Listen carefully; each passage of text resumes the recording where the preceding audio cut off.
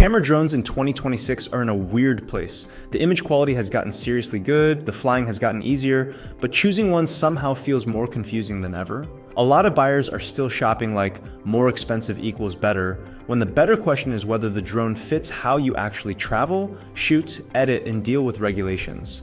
The gap between a tiny creator drone and a professional camera platform is bigger than the spec sheet makes it look, and that's where people tend to overspend, or worse, buy something they never want to carry. As always, the links to the best deals are in the description and on our website. The DJI Mini 4 Pro is the obvious place to start because it sits in that upper consumer sweet spot, usually somewhere around the high hundred to just over $1,000 depending on the controller and bundle.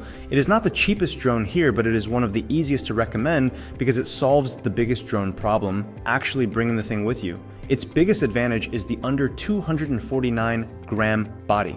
That does not magically exempt you from all drone laws, and you should still check your local rules, but it does make ownership simpler in many places and makes the drone feel less like a production setup and more like a camera you can toss in a bag. For travel, hiking, casual YouTube work, and social content, that matters more than people admit.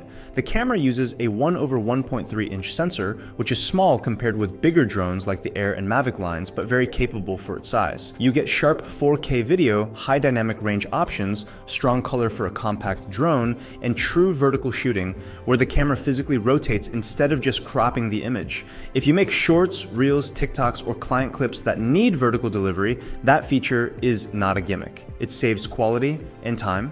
The Mini 4 Pro also has omnidirectional obstacle sensing, which is a major reason to choose it over cheaper beginner drones. It is not permission to fly into a tree with confidence because trees remain undefeated, but it makes tracking shots, side movements, and beginner flying much less stressful.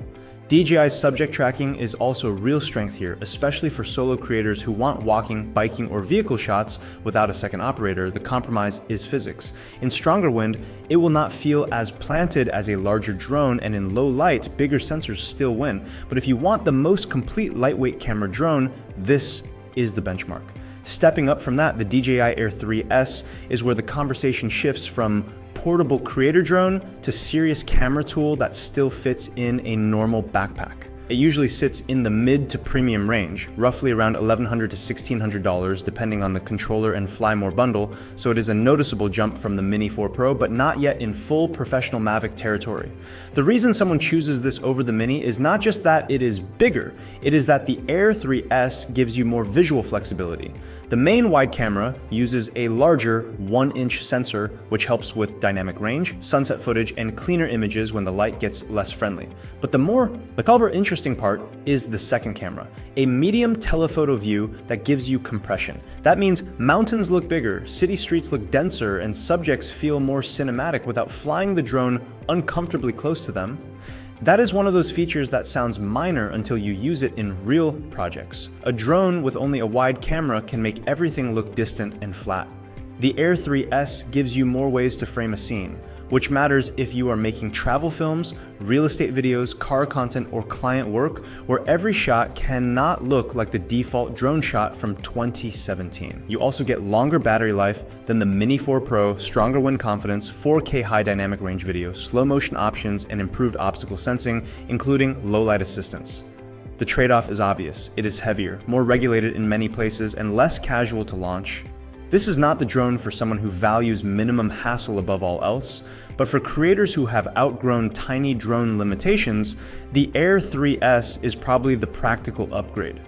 Above the Air 3S, you get into the DJI Mavic 3 Pro, and this is where the pricing starts to feel less like a hobby purchase and more like a business expense. Depending on the package, it usually lives somewhere in the low $2,000 range and climbs much higher if you look at the Cine version with professional codecs and the built-in storage setup. The reason it exists is simple: image quality and lens choice. The main camera uses a 4/3 Hasselblad sensor, which is the biggest real-world separation from the Mini 4 Pro and even the Air 3S. Bigger sensors are not just for bragging rights in comment sections, they give you more room in highlights, cleaner shadows, and a less phone-like look when the light gets difficult. Sunrise, blue hour, mixed lighting, reflective buildings. This is where the Mavic starts to justify itself. The triple camera setup is also genuinely useful. You get a wide view, a medium telephoto view, and a longer telephoto view, which means you can build a sequence without every shot feeling like the drone is floating at the same distance from everything. That said, the main Hasselblad camera is still the star.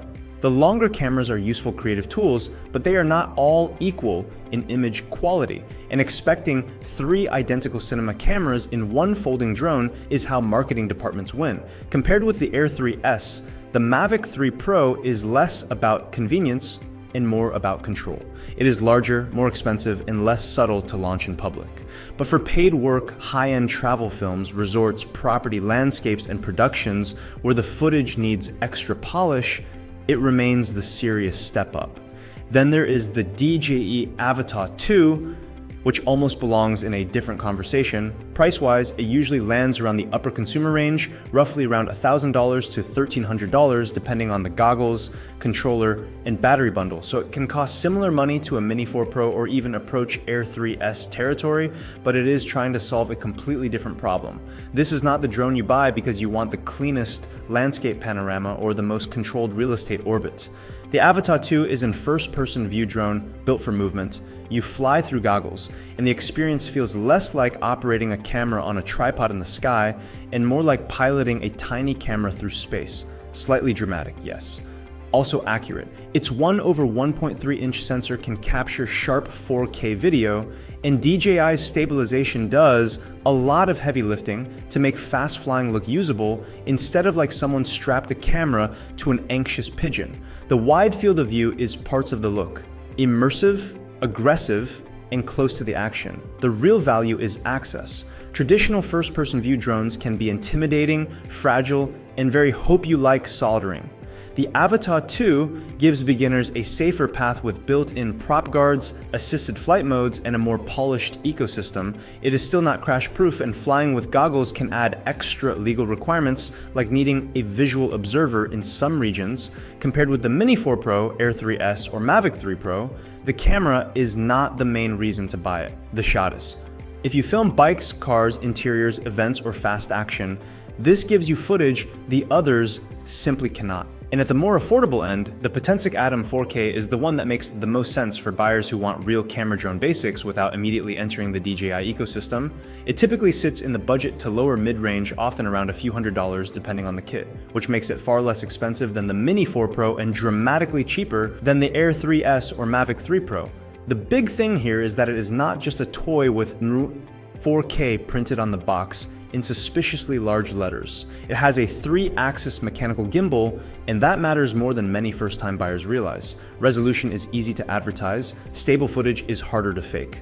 A shaky 4K clip is still just a very detailed mistake. It is also under 249 grams, so it keeps the same travel-friendly weight advantage as the Mini 4 Pro in many regions. For beginners, casual vacation footage, neighborhood shots, and learning basic drone movement, that combination is genuinely appealing. But the trade-offs are real. You do not get DJI's level of obstacle sensing, tracking, transmission polish, or camera processing. The app experience and automated features are more basic, and you need to fly with more awareness. In a way, that can actually teach better habits, because the drone is not constantly trying to save you from yourself. If you want the safest, smartest compact drone, the Mini 4 Pro is the better buy. If you want the lowest cost way into stabilized 4K aerial footage, the ATOM 4K is the value play. So the simple recommendation is this: buy based on how you shoot, not which spec sounds biggest. If you found this video helpful, hit that like button and subscribe for more straightforward tech reviews. Drop a comment below telling us which one was your favorite or if we missed one that should have been included.